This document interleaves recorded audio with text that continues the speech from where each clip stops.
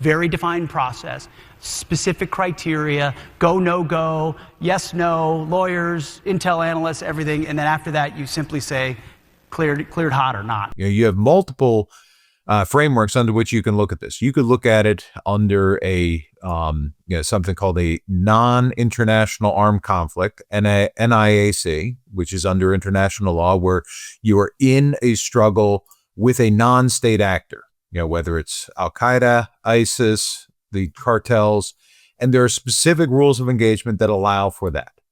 One thing that a lot of people forget, we have treated drug trafficking for years, for decades, as a purely law enforcement function.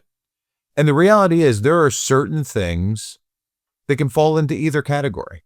They can be a military issue or they can be a law enforcement issue.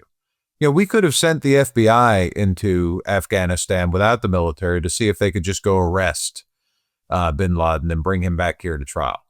It wouldn't have worked very well. But you have those options. You could, treat things as a law enforcement, but because you choose to treat it as a law enforcement issue for so many years, that doesn't mean that it has legally become a exclusively law enforcement issue. It can also be a military issue. So you have the non-international armed conflict framework. You also have the inherent right of self-defense, which is in the UN Charter.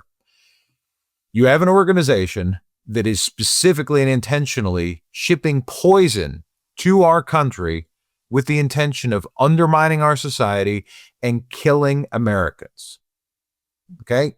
If that was anything else, if we were talking about explosives, if these were boatloads of Al-Qaeda explosives, we wouldn't even be having this conversation.